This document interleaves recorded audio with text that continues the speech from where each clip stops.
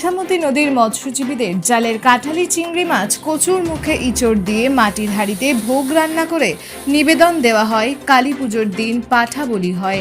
হিন্দু মুসলমান সবার মা, তাই ইচ্ছা ও সিদ্ধেশ্বরী মা ওপার বাংলাদেশ থেকে বহু দর্শনার্থীরা এই মন্দিরে আসে।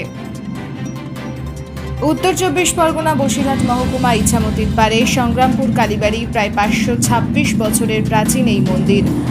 রাজা কৃষ্ণচন্দ্র বাংলাদেশে বাণিজ্য করতে গিয়ে সংগ্রামপুরে বিশ্রাম নেন আর সেখান থেকেই মাকে প্রতিষ্ঠা করার জন্য উদ্যোগী হন।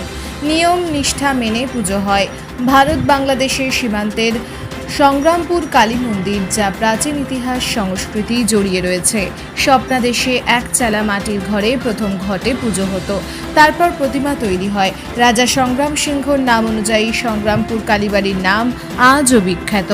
12 ভূঁইয়ার এক ভূঁইয়া জমিদারের বাস ছিল সংগ্রামপুরে। প্রায় 526 বছরের এই মন্দিরের আজও দুই বাংলা মানুষের কাছে সম্প্রীতির বার্তা বহন করে চলেছে। ওপার বাংলাদেশ থেকে প্রচুর ভক্তরা এই মন্দিরে আসেন কালী পুজোর দিন এবং মায়ের পুজো আসছে, নেতারাও সম্মিলিত হন।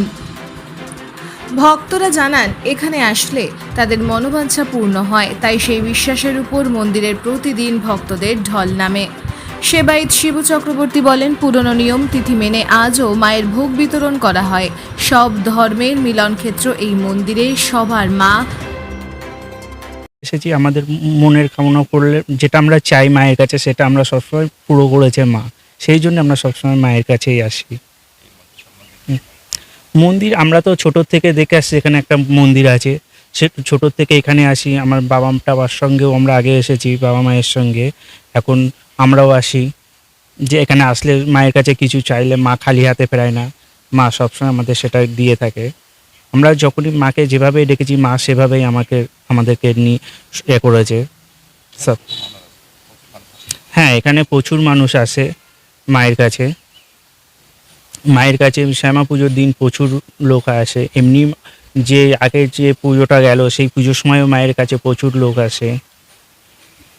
মানুষ প্রতিদিন আসতেই থাকে এখানে। আমার নাম মিলন প্রামাণিক।